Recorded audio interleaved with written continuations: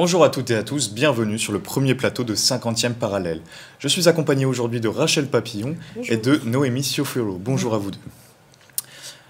50e Parallèle fait le tour des associations des Hauts-de-France, une région qui est passionnée par le vélo depuis plus d'un siècle. La métropole lilloise n'a pas échappé à cette venue massive de ce moyen de locomotion. L'une des manières de transport les plus écologiques occupe une place importante dans la ville lilloise. L'occasion pour notre équipe de rencontrer l'un des acteurs majeurs de ce secteur, les Jantes du Nord. L'organisme permet également à ses adhérents de participer à des ateliers afin d'en apprendre un peu plus sur la mécanique. Notre équipe s'est rendue au 41 rue Eugène Jacquet à Lille pour les rencontrer. Alors d'abord, ton vélo est très sale. J'ai dit bah ouais c'est sale un vélo, non? Elle m'a dit non.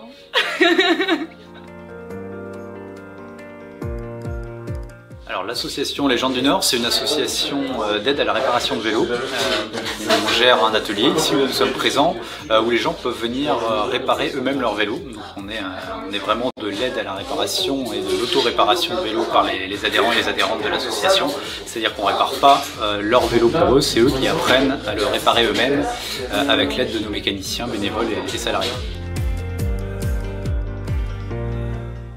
J'ai contribué à créer l'association Les Jantes du Nord en accord avec les valeurs d'autres personnes. C'est des valeurs de partage, de solidarité, de non-discrimination.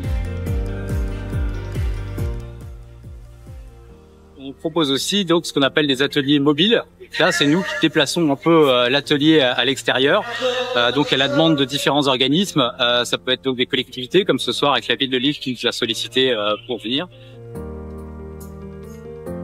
J'avais ma chaîne qui était bloquée. C'est pas compliqué tant qu'on force pas trop sur la mécanique. On a réussi à la débloquer sans problème. Une des valeurs fortes de l'association aussi, c'est l'éducation populaire, c'est-à-dire que chacun apprend de l'autre et donc tout le monde apprend ensemble en fait à l'atelier.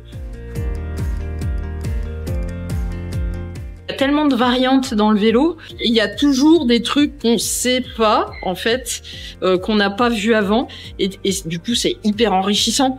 Par exemple, tout ce qui est système de vélo hollandais, c'est un peu différent des classiques qui se sont imposés sur le marché progressivement.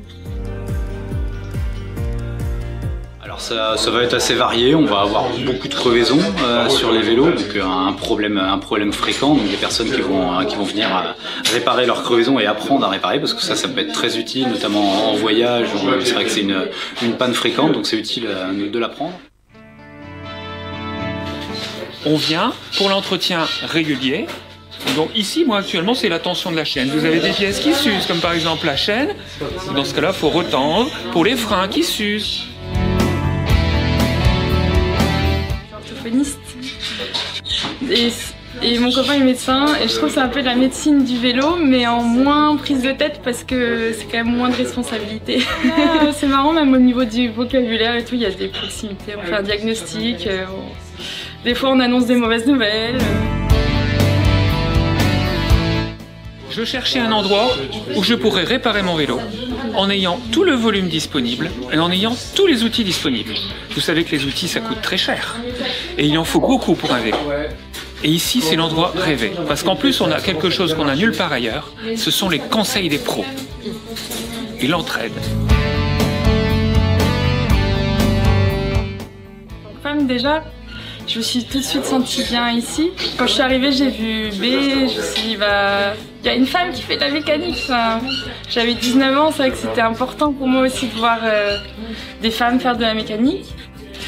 Mais bon, je sais que la mécanique c'est quand même un milieu assez macho et pas très... avec beaucoup d'hommes qui sont pas forcément bienveillants. Une fois par mois, on fait une permanence en plus qui s'appelle la permanence des jantes. Des personnes qui ne sont pas à l'aise en mécanique trouvent un espace de bienveillance où, d'emblée, comme il n'y a pas d'homme cis, c'est-à-dire la plupart du temps, c'est quand même plutôt l'homme qui est à l'aise en mécanique, donc il n'y a pas d'homme cis qui est là pour t'apprendre la vie, t'expliquer comment ça fonctionne. faites du vélo, vous devez vous concentrer sur votre route. Sinon, vous prenez une portière de voiture ou une bordure. Donc, vous êtes obligé de vous concentrer sur la route. Et donc, vous ne pouvez pas penser à vos soucis. Les soucis du boulot, les soucis de la maison, on les laisse. Quand on est à vélo, on se déstresse. Noémie, vous faites partie de l'association au sein de l'administration. Est-ce que vous pouvez nous parler un petit peu plus de votre parcours et de vos actions ? Alors moi j'ai eu la chance de baigner dans le vélo très très jeune parce que j'ai vécu quelques années à Strasbourg, donc c'est vraiment la ville du vélo par excellence. Le quotidien va de soi à vélo. Du coup quand je suis arrivée à Lille, l'un de mes 2 critères c'était de retrouver un atelier d'aide à la réparation, et par chance il en existait un qui était tenu par l'ADAV à l'époque, l'association Droit au vélo. De fait, j'ai rejoint en tant que bénévole en mécanique à cette époque-là cette association. Nous avons senti que ça intéressait les gens, et notamment avec Béatrice, que l'on a vu dans le reportage, et d'autres personnes. À ce moment-là, on s'est dit qu'il fallait développer cette activité. On a donc décidé, début 2016, de porter ce développement et de créer l'association Les Jantes du Nord. Rachel, Lille s'oriente de plus en plus vers une mobilité douce. Le vélo semble être au cœur de cette transition. Est-ce que tu peux nous en dire un petit peu plus ? Bien sûr, Thomas. Donc Lille fait des gros efforts pour favoriser le vélo. C'est un mode de transport à la fois écologique et pratique. Donc avec plus de 150 km de pistes cyclables et 2500 vélos en libre service. Donc la ville a déjà mis en place une infrastructure quand même plutôt solide. Et sur la période 2020-2026, la ville va investir plus de 100 millions d'euros pour encore développer ce réseau, avec la création de nouvelles pistes et de voies vertes. Donc ces initiatives s'inscrivent dans une démarche de réduction de la pollution et de désengorgement de la circulation. Mais malgré ces investissements, est-ce que le vélo est accessible à tous ? C'est une question clé. Même si les infrastructures se développent, l'accessibilité reste un défi. Il y a encore des tensions entre cyclistes et automobilistes, ce qui peut rendre certaines zones dangereuses. Antoine Marc, un cycliste régulier que j'ai pu rencontrer à Lille, mentionne qu'il y a eu des améliorations, mais qu'il faut encore composer avec un trafic parfois hostile pour les vélos. Le vrai enjeu est d'harmoniser la cohabitation entre tous les usagers de la route, tout en continuant à aménager des espaces sécurisés pour les vélos. Noémie, avez-vous notifié un développement sur cette évolution ? Alors oui, il y a un net développement ces dernières années, comme dans beaucoup de grandes villes, l'effet Covid et les Covid voies à vélo se sont bien développés, et comme on le sait depuis toujours, plus on développe les infrastructures, plus il y a de cyclistes qui les utilisent. C'est vraiment un cercle vertueux à ce niveau-là. Lille, on sent qu'il y a une vraie volonté d'aménagement, mais on est assez en retard sur les infrastructures. Du coup, il y a effectivement des conflits actuellement sur la route. Reste que les cyclistes restent de manière très notable beaucoup plus nombreux à prendre le vélo pour des petits et des grands trajets. La ville fournit donc des infrastructures, et ils fournissent des efforts importants pour ces infrastructures. Maintenant, c'est au tour des cyclistes et donc des autres usagers de la route d'adopter les bons réflexes. Comment mieux cohabiter pour améliorer la sécurité de tous ? Alors, c'est un point central, comme le souligne Renaud Verreg, co-créateur de Les Mains dans le Guidon, atelier d'autoréparation à Lille. Il y a encore beaucoup à faire pour que chacun respecte le code de la route. Lille développe des infrastructures, mais cela ne suffit pas. La ville mise aussi sur des campagnes de sensibilisation pour encourager les usagers à respecter les règles de circulation, qu'ils soient cyclistes, automobilistes ou piétons. Donc c'est un travail quand même en long terme, et qui est essentiel pour que la mobilité douce se développe de plus en plus sur la métropole lilloise. Finalement, le vélo devient un acteur clé de la transformation dans la métropole, mais est-ce réellement suffisant pour changer la ville ? Alors, le vélo est certainement un levier important pour la métropole lilloise, mais ce n'est pas la solution unique. La ville mise aussi sur un réseau de transport multimodal, combinant vélo, transport en commun et d'autres formes de mobilité douce. Donc l'objectif est de créer un véritable écosystème de transport durable, et le vélo est donc une option parmi d'autres dans ces options. Merci Rachel pour ces renseignements précieux. Lille, avec son réseau cyclable en pleine expansion, semble bien avancer vers une transformation verte. Affaire à suivre.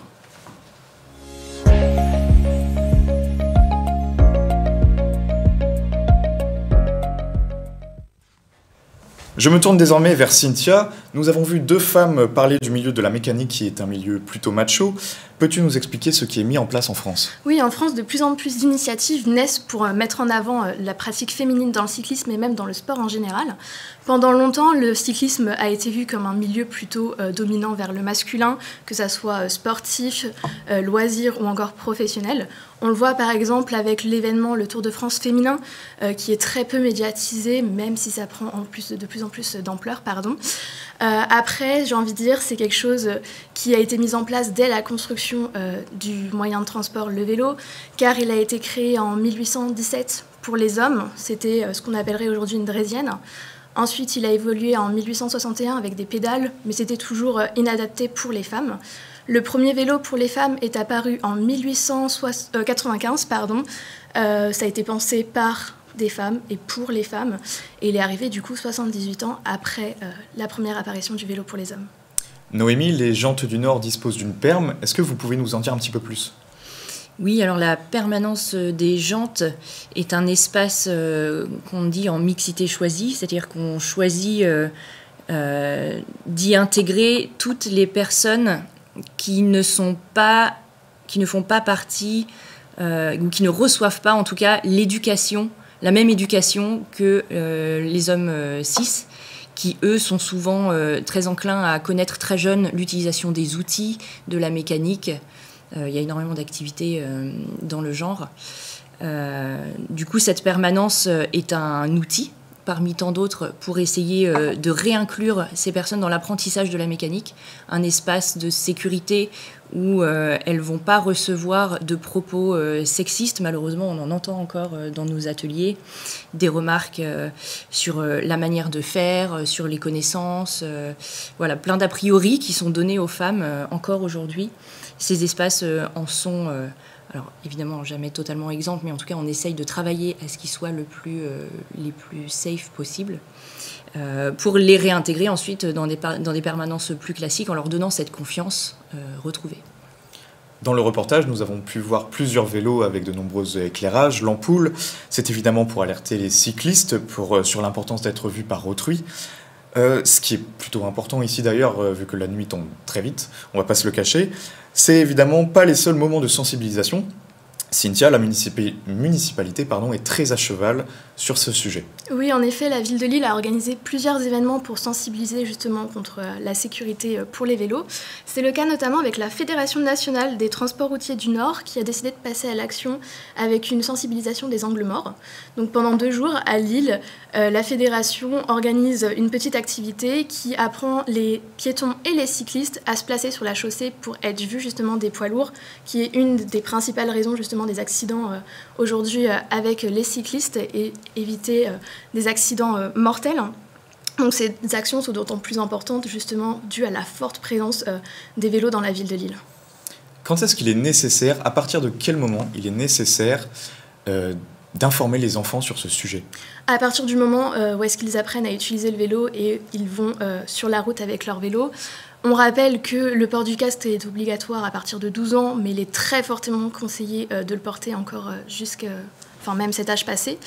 Après, aujourd'hui, je pense qu'on peut voir en marchant dans la rue qu'il y a très peu de personnes qui sont protégées autant physiquement qu'avec la luminosité, comme on a pu voir avec l'illuminé. Et comme Thomas vous l'avait dit précédemment, avec la nuit qui tombe vite, c'est super important quand même de se protéger lumineusement. Et malheureusement, c'est ce qui amène à de plus en plus d'accidents. Après, je me posais une question, Noémie. On a vu du coup que c'était très important de se protéger physiquement avec les lumières, les casques et tout. Mais est-ce que l'état de notre vélo n'impacte pas également notre sécurité sur la route ? Alors si, totalement. Le freinage, notamment le freinage de base, mais le freinage d'urgence est très très important dans des situations de risque et de conflit. L'état des freins est quelque chose qu'on répare très très souvent. L'usure des freins, en tout cas, est quelque chose qui est assez peu dont on prend assez peu la mesure. Les crevaisons également peuvent engendrer des accidents. Le fait d'avoir un vélo en bon état peut éviter pas mal de déconvenues, qu'on soit seul sur la route ou qu'on la partage avec les autres. Très bien, merci beaucoup. En plus de venir en aide à ses adhérents, les actions et les valeurs de l'Association des Jantes du Nord ont pour souhait de s'ouvrir à toutes et à tous. La métropole lilloise ouvre la voie en fournissant des infrastructures qui assurent le transport et la sécurité de tous les usagers. Merci beaucoup à toi Cynthia et également à Rachel qui était journaliste ce semestre pour 50e parallèle. Merci à vous, Noémie Ciofolo, d'avoir été avec nous sur le plateau. Merci à vous, chers spectateurs, de nous avoir regardés et d'avoir suivi ce premier plateau de 50e parallèle. À bientôt.